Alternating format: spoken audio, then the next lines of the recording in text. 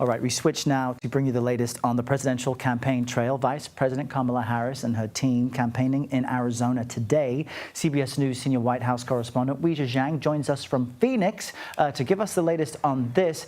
Weijia, it's a bit of a balancing act for both campaigns between dealing with the seriousness of the aftermath of Hurricane and Milton, but also, securing voters before Election Day in just a few weeks. So what can we expect?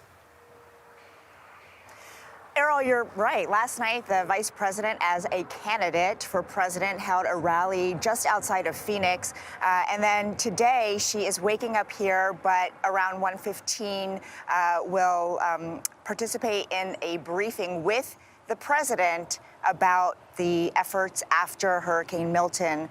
And so she'll be doing that virtually. And we've seen her in recent days participate in various briefings. But of course, both Biden and Harris like to say they can walk and chew gum at the same time. And certainly this is an incredibly important balancing act given how close we are to the election. So after that official briefing as VP, she will be making remarks at a fundraiser before heading back to Washington, D.C. Errol.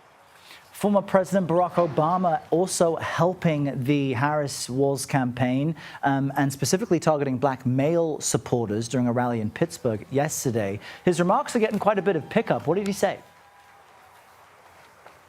That's right. He kicked off a Get Out the Vote tour in Pittsburgh, Pennsylvania, which, of course, could be the most critical battleground state of them all. And he had a very candid conversation before the official rally, making various stops along the way, saying that there are some in the black community, some black men who he suspects are not ready to vote for Harris because she is a woman.